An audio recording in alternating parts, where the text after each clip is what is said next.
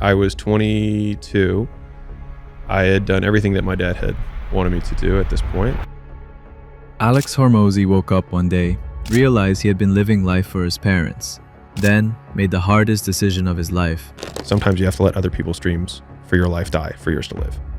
And for me, it was like when I continued to every day not want to wake up, that was my wake up call, where I was like, either I continue to live this way and not want to be alive, or I just risk the fact that I'll die to everybody else. I was looking out from the condo that I'd been able to buy with this job that I had. And I was like, is this it? And the whole time I just really didn't enjoy my life. And it was just, not wanting to wake up. And it was the decision to leave Baltimore, which is where I was from, to quit that path, to decide to start a business of my own, was still to this day the hardest thing I've ever done. Because I had no siblings. I basically had no mother. I had just a father. And so his approval was literally everything. And he disapproved of the path that I wanted to take in my life.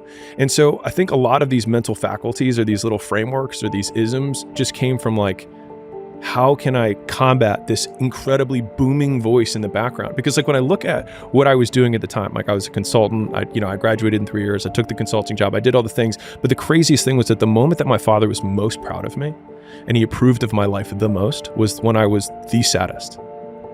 And so that's when I was like, maybe his approval isn't the right way to feel good about life. And so that started basically the 6-month journey from when I decided that I wanted to change my life till when I changed it. I moved to California to start a gym or get into fitness. And I got there and the guy who I said I was going to mentor under was like, where are you staying? And I was like, I don't know. I just got here. And he's like, what do you mean you don't know? I was like, I don't know. I just showed up. And so he said I could sleep at his place that night. The next morning went to the gym and he got on a chair and said, hey, who here is going to house this kid? And one guy came up to me and was like, I'll give you a room. So I rented one room in a house for $400 a month. And then when I left that room to start sleeping at the gym, I remember being actually kind of excited about it. I remember being like, man, this is going to be a sick story. Yeah, this is my Rocky cutscene, right? But the thing is that the Rocky cutscene lasts 30 seconds in the movie, but it can last 5 years in your life. My first gym was underneath of a parking garage. And so there's these metal dividers in the ceiling. And so cars would drive over this and it's a concrete box. And so it sounded like a gunshot, like and it would happen at all hours of the night. And probably the most painful from an emotional perspective experience that I would have on a regular basis was that it was also an abandoned enough parking lot that college kids my age, would go up and party on the roof. And so while they were partying literally above my head and making noise that would prevent me from sleeping, I would be down below in a dark warehouse in a city that I knew no one. I was from Baltimore. I drove across the country. I went to Huntington Beach. I literally knew no one and no one knew me. And so I'm sleeping there. And then I realized that I can't really sleep at night. And so I'm living on naps for the first 6 months of the gym. And homeless people are sleeping in my parking lot and I have to go out and tell them to go away. And then I get back, lock the door, and I go back on the AstroTurf, which is where I slept with a blanket and a pillow. And I bring this up because the visceral feeling that you go through when you're going through the mound of shit period or the shit eating, what feels like a marathon, is that it becomes a 30-second soundbite in my story. Yeah. But it was years. I hated living the life that my dad wanted me to live. I was his bitch. That's what it was. I was his bitch. I was living his dreams out, not mine. Sometimes your parents' dreams have to die in order for yours to live. And for me, I realized that the idea that my father had of me as his son, that image had to die in order for the image of myself that I wanted to be to live. I think when I was sleeping on the actual floor of the gym because I couldn't afford 2 rents was when it really hit me that no one was coming to save me. And if I failed, I would have to go back and tell my dad he was right. And that felt worse than death for me. And then as soon as I opened my gym, I was like, oh shit, how do I pay rent? And someone walked in the door and I was like, please give me money. I promise. And I had no equipment in my gym because I couldn't afford any. So it's an empty gym with just turf. And I was like, I promise you, I will get you amazing results. And they were like, are you going to be here tomorrow? And I was like, I sleep here. I have to be here. I promise I'll be here. Right? It's impossible. It's impossible for me to not be here. I can't leave. Right.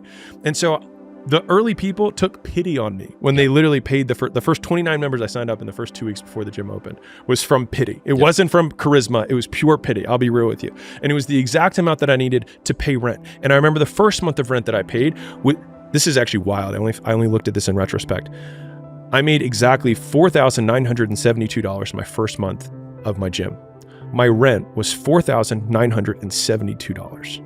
And I remember working like a dog to get that. I'd never made money in my life. Like I'd never really asked anyone for money. And all of a sudden I had to come up $5,000 in a month. And then at the end of the month, I watched it go to zero.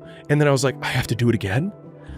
And that was when the reality of the situation of there was no escape. There was no one who was going to come to save me. And I couldn't blame my dad. I couldn't blame my mom. I was the one who had chosen this life. But the alternative was that I had to go back to my father, a failure, and have him look me in the eyes and say, I told you, and come here, don't worry about it.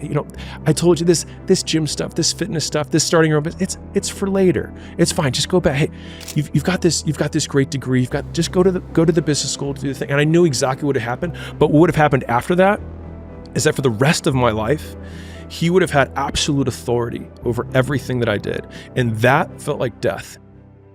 So I had the gyms and I opened up multiple after that. Got to about 6 locations, sold those, started a gym turnaround business, did that for 2 years. All the while we weren't really, we were okay in touch. And then we started the licensing business, which is Gym Launch. And that's the one that really took off. We did the only thing we knew how to do, which was market and sell. And that was how we got out of that. And honestly, that single skill of being able to generate leads, independent of the industry, has been my get out of jail free card. Which has allowed me to fail over and over and over again until finally, I got it right. And even after that one, when we were at the rock bottom there, 90 days earlier, got in a DUI, my mom was in the hospital, really bad shape. That's when I had just lost all the money, which is when I pulled her aside. But then fast forward 6 months, basically repeated the cycle again. And only then did we accidentally pivot into the licensing model, which ended up becoming the thing that was the first very big success that we had. But that whole period of time was 5 years of basically not having anything. Even though on paper, when I had the gyms, I materially looked successful because we had 6 locations. But I always just put all my money back into each new location. So I had very little actual cash. A lot of people would probably go through that mental situation and think, and I went through this, was thinking, I just wasted the last 5 years. I literally started to change, put everything into the second location, put everything in the third location, the fourth location, fifth location. It kept going, right? I kept doubling down, and then I get my big payday, and I put it all on black, and then it disappears with one spin of the roulette. And so here I am, and I'm like, I have nothing to show for the last 5 years of work. But then in the next 12 months, I made more money than I'd ever made in my entire life. That's why since that moment where I lost everything, and then I was able to make more in the next 12 months, I realized that no work is wasted because I am the output of the work, not the outcome. Sometimes you have to let other people's dreams for your life die for yours to live. And for me, it was when I continued to every day not want to wake up, that was my wake up call where I was either I continue to live this way and not want to be alive, or I just risk the fact that I'll die to everybody else. People only root for people who don't need it. The amount of times when I was on my lonely path where I was too different from the friends that I had, but not successful enough to be friends with the people that I wanted to be friends with. That's when you want people to root for you. That's when you want people to support you. Once you've already won, people are like, he's amazing, he's so good. But that's the time when you need it the least. People struggle to do things alone. And the path of the exceptional person is one of an exception, which means that you are not with other people. And rather than fighting that or bemoaning it, see it as an indicator that you're on the right path. Because if everyone else were cheering you on, then it means you're not in the right place, because it means you're just like everyone else, and that's not where you want to be. You always have to be the person who roots for you before everyone else does. And it's usually a single clap in the auditorium for a very long period of time. It is a slow clap that's just you, rooting for you. I think most people feel really lonely when you want something that doesn't currently exist. And so some people call that dreams, some people call that goals, whatever it is. You're trying to pull something from your mind into reality, and you want it done a certain way. And if it's not done that way, it's not what you imagined. And so people on the outside will throw stones and call you names that they think will change your behavior and get you to stop. And the more I have been the person trying to pull things into reality, the more I've tried to weather and build kind of defenses against those things, so that when those stones get hurled at you by being called a control freak, or by saying you micromanage things, or that you have incredibly high standards, the answer is yes, because I want it done right the first time. Everybody, when I was sleeping on the gym floor, right? Like, I was the underdog. My clients were all like, "Oh, good for you. You're going after your dream." And they'd see my blanket and my pillow in the corner of the gym, and they knew I was sleeping there, and it was evident. I lived there. I didn't have a shower to go to the YMCA to go shower, and that everybody was like pro me. And then people would come in, they sign up like, "I'm gonna support you," right? And then within 9 months, I had hired people and I had a manager, and I pulled up. And I remember I walked in the lobby, and all the same people were like, "Oh, boss man's here. Oh, you're not too good for us now, right?" And I remember being so jarred by the experience, and I was like, "You guys rooted for me." And I was like, "And now I did what you said you were rooting for me to do." And that was when I realized that people want you to do well, but not better than them. There's this period of discomfort when you change anything, because everyone around you wants you to fit within the label that they are comfortable with. But they also have the anchor of what you were before. Yeah, exactly. And so they try and people don't like that. And so they're like, no, I like you in this box. So just say, I know you're having a little thing right now. Don't worry. Just, and they just want to shove you back into it. And there's a lot of uncomfortable conversations that you have to have where it becomes really socially awkward. And so like I said one the other day about like going home for the holidays, and the reason I don't like doing it is because often I have to confront a lot of people that I haven't seen in a long time, and they'll speak to me in a way that I don't like. And before that, I would roll it off like whatever, no big deal. But I don't accept that. If you're going through that right now, and I promise you, every single person who wants to do something with their life and has done something with their life has gone through the exact chapter that you're going through. And it's the lonely chapter. It's the chapter where you don't fit in with your own friends, but you don't have the outcomes yet to fit into a new group of friends. And you're doing this thing, you're consuming content on the internet, you're doing these free tutorials online to try and figure out how to set up a podcast and where do I host this thing? And you're going through this and you're like, is this even worth it? Because you have no signs of success, right? But if there's anything that you can take away from what we're saying right now, is that the sign of success is the hate that you get along the way. And what you can't do is bend the knee to their hate and fit back into the conformity because it's comfortable and it's warm. Because like in the Matrix, when Trinity opens the door, when Neo's about to go take the red pill and he wants to get out of the car, she says, "You know that road. You know exactly where it ends. And I know that's not where you want to be." And then he closes the door. Like right now, this moment that you're going through is Trinity opening the door and being like, you could go back, but then you'd have to remember exactly what the reason was that you decided not to go out to begin with, just because you listen to this podcast and you consume this content, you're like, I can fucking do more than this.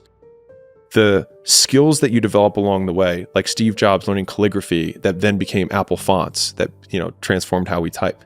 Those early days, that little trench winning in the weeds, oftentimes gives you these huge advantages later on because you have more context than anyone else. And so rather than lament them and hate the fact that you're going through it, remembering that these will be arrows that you put in the quiver that you're going to be using to slay the future bigger dragons. And so expecting it to be easy is what makes it much harder than it ever is.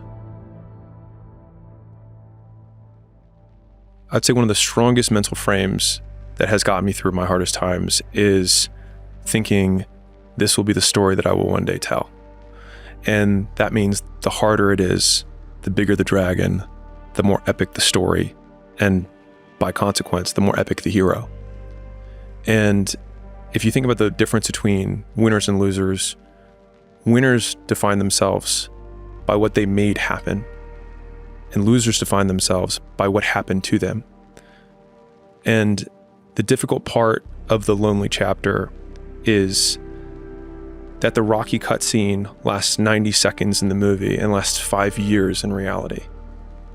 The first time you squat, you're orienting yourself to your environment. You're barely actually squatting. You're just looking like you have a bar on your back. But you learn so much between that first rep and your 10,000th rep of squats. And so I think for most people, it's like, if I can just decrease the action threshold for people to begin and be okay with the fact that they're going to suck, and it is okay to suck. You should expect to suck. And it would be unreasonable for you to be good if you haven't done it before.